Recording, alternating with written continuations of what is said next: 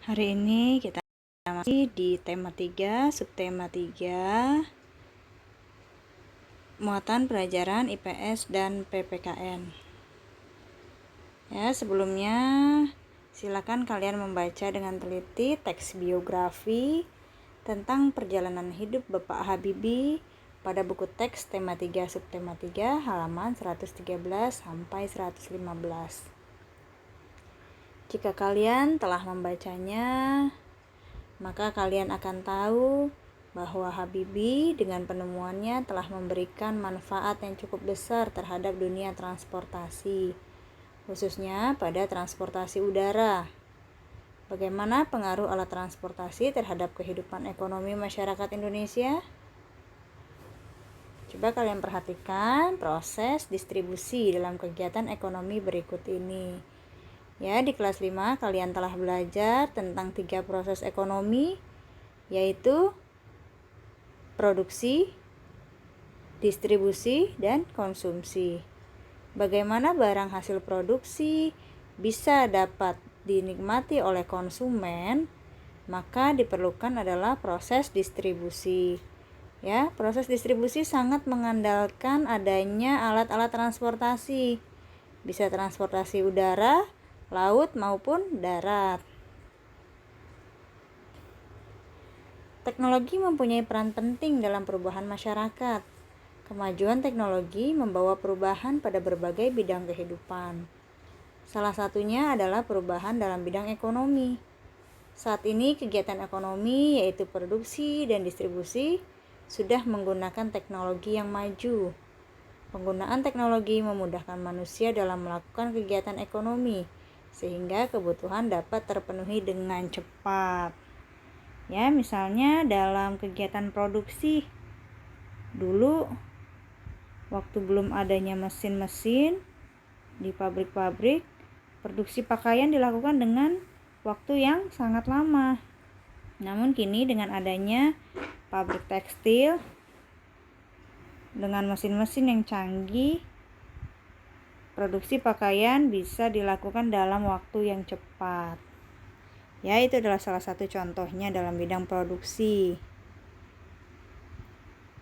Nah, kemudian kita lihat di sini bagaimana pengaruh alat transportasi modern terhadap penyebaran barang-barang hasil produksi pertanian, perikanan, dan industri. Berikan beberapa contohnya. Kemudian, apa yang akan terjadi pada kehidupan masyarakat jika tidak terdapat beragam alat transportasi modern, seperti pesawat terbang, kapal laut, kereta api, dan truk kargo. Ya, kita lihat di sini.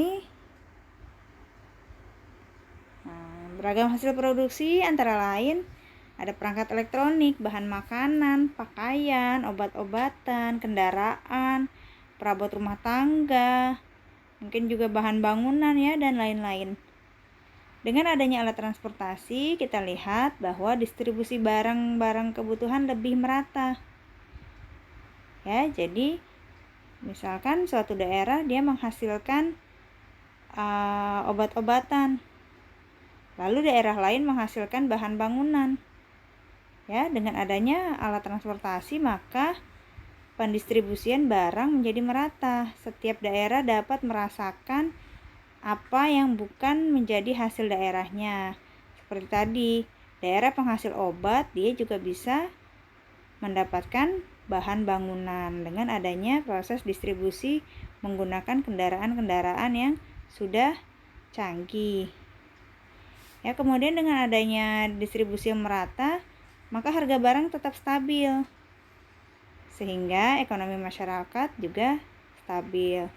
Dan tentu saja distribusi yang merata ini dapat mendukung pembangunan lebih cepat. Sebaliknya, jika tidak ada alat transportasinya, maka distribusi barang menjadi tidak merata.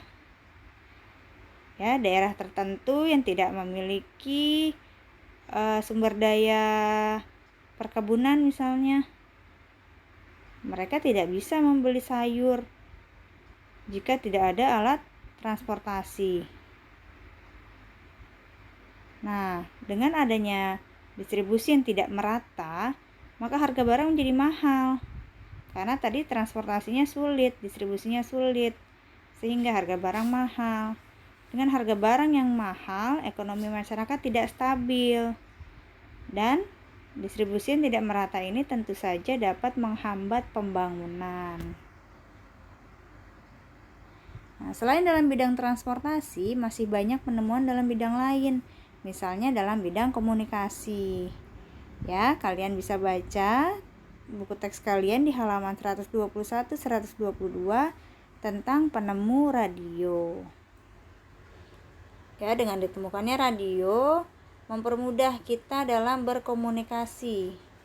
Ya, karena dalam penemuan radio itu ditemukan juga sinyal pemancar ya, dan ditemukan alat komunikasi jarak jauh yaitu telegram. Kalian bisa baca ya lebih lanjut di buku teks kalian. Nah, teknologi tadi yang berupa penemuan-penemuan baru seringkali membawa dampak yang besar bagi masyarakat.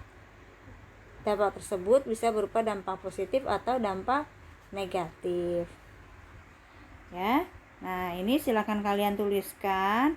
Di sini ada penemuan telepon, kemudian penemuan komputer atau laptop dengan jaringan internet yang luas.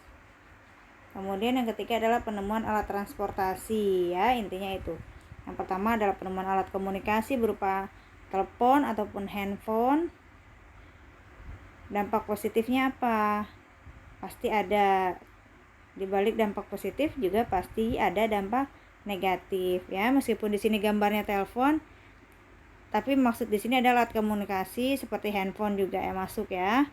Yang kedua tadi adalah laptop dengan jaringan internet yang luas. Kemudian yang ketiga adalah alat transportasi modern. Ya. Nah, dari penemuan-penemuan tadi kita berhak dong menggunakan penemuan-penemuan yang ada untuk mempermudah hidup kita. Namun perlu diingat dalam penggunaan hak harus disertai dengan pelaksanaan kewajiban dengan tanggung jawab, serta tetap memperhatikan hak-hak orang lain. Ya, misalnya kita di rumah punya radio atau televisi, kita setel sekeras-kerasnya, tentu saja itu akan mengganggu hak orang lain. Misalnya ada orang lagi tidur, orang lagi belajar. Ya, artinya penggunaan hak kita juga tetap memperhatikan hak orang lain. Di pertemuan sebelumnya kita telah membahas bahwa hak-hak kita juga dibatasi oleh hak orang lain.